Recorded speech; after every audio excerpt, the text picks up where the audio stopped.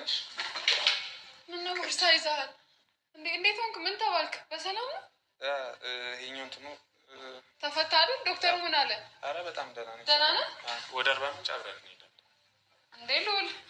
አረ አንተማ መሄድ የለብህም። አረ ማለት ማዘር ማታ ደውላልኝ በጣም ብዙ ሰዓት እንግዲህ የተፈጠረውን ነገር ባይተሃል ደግሞ በቃ ሌላ ነገር እዛ ደግሞ ታውቃለህ፣ ሌላ ነገር እንዲፈጠርም ስለማልፈልግ እንዴት አሁን እኔ ስታስቢ እንደዚህ አይነት ስነ ምግባር ያለኝ አንቺ ቤተሰቦች ላይ አንቺ እናትና አባት ባሉበት ኖ አንተ ምንም አታረግም እኮ አንተን አይደለም እንደዚህ ያደርጋል ብዬ አልጠበቅኩም። ግን ምን ያክል ርቀት ቤተሰቦቼ ድረስ እንደሄደ አይተሃል። እውነት ምን እንደምል አላውቅም። ማውራት አለብን። ሄዱ እኔ ሄዳለሁ።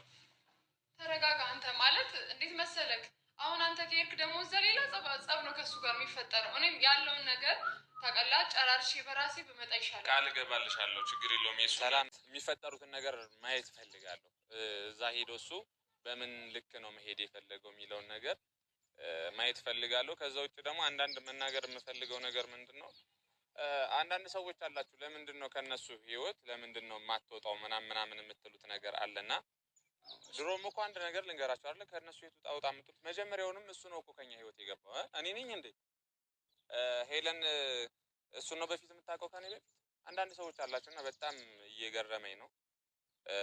በዛው ልክ ደግሞ አላችሁ ውሸታም የሚሆን ሰው ነው፣ እውነታን መቀበል አይፈልግም ብዙ ሰው። እኔ ሁሌም ቢሆን በሄለን ጉዳይ ከእውነታ ጎን ነው እና የምሆነው። ያለኝ አቋም ይሄ ነው። ላሳያችሁኝ ፍቅር ከልብ አመሰግናለሁ። አሁንም ሰብስክራይብ አድርጉ። ልዑል በጣም መልካም ሰው ነው፣ በጣም ጥሩ ሰው ነው፣ ከሄሉ ጎን ያለ ሰው ነው እና ያው እንግዲህ ማበረታታት አለባችሁ ሁላችሁም ቤተሰብ። እንግዲህ እኔ በክፋት እሱም በክፋት አስቡ አይደለም፣ ጀስት ሄሉ ብቻዋን እንድትሄድ አይፈልግም። ለሄሉ ትልቅ ቦታ ስላለው ነው እና ያው ለዛ ነው እንግዲህ ቦርሳውንም ወስዳ ያው ሄሉ ጋር ሂድ። እንግዲህ ሄሉ እምቢ እንደምትለው በጣም እርግጠኛ ነኝ፣ ግን እንዴትም አድርጋ አሳምናት። ሲሪየስ ሆና እንግዲህ ያው አሳምናለሁ። አንተም በቃ እንግዲህ እኔ ያው አልሄድም፣ እኔ እዚህ ነው የምሆነው። ልዑል ነው የሚሄደው ከሄሉ ጋር። እንግዲህ እንዴትም አሳምናት እምቢ ልትል ትችላለች። እንዴትም አሳምና ከእሷ ጎን ነው። ይህንን ነው ማለት የምፈልገው።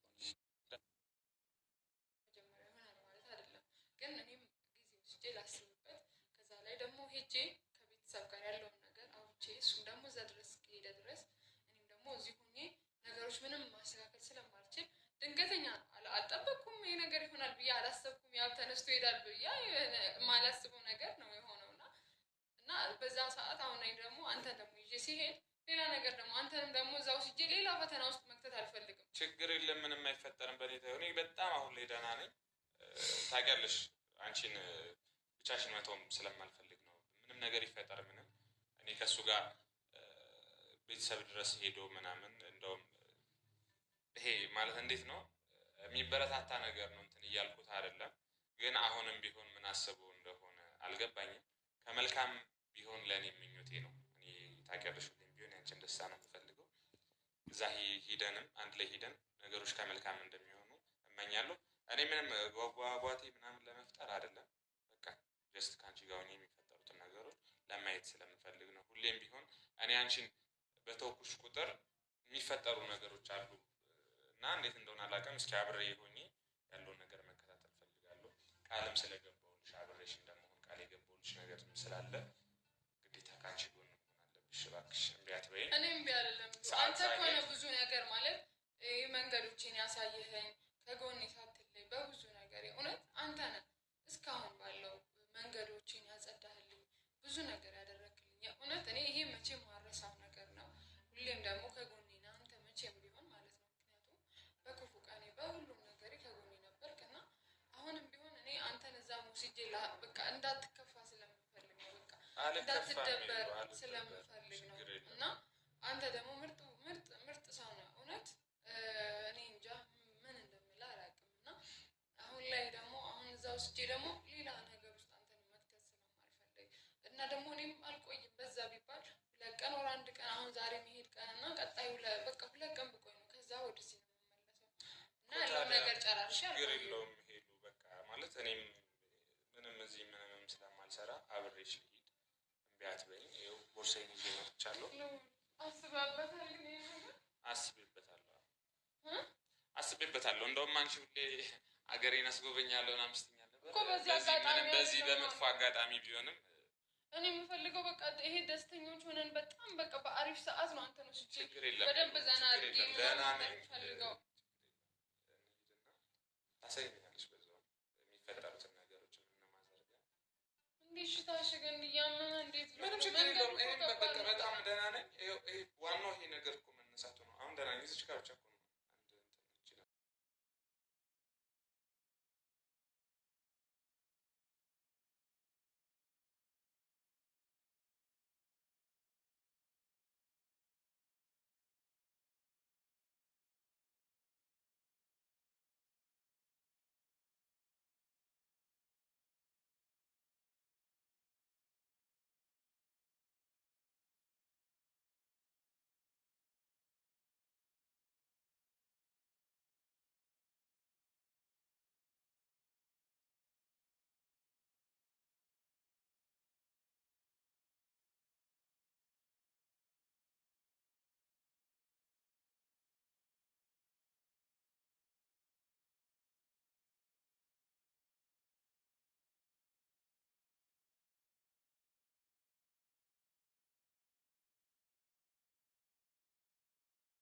ብዙዎቻችሁ ልዑልን ከህይወታችሁ ውጣ አንተ ነህ የበጠበጥከው ምናምን እያላችሁ ነው።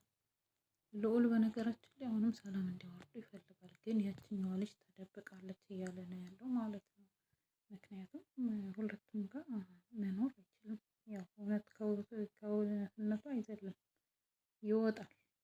ምክንያቱም የእነሱ ደግሞ የሶሻል ሚዲያ ስለሆነ ወደፊት ወደ ውስጥ ጠለቅ ብላ ሳትገባ አሁን ላይ መቅጨት አለባት ነገሩን ማለት ነው። ወይ ያችን ማስወጣት አለበት ወይ ሄሉን ማስወጣት አለበት፣ ከሁለት አንዱ ማለት ነው።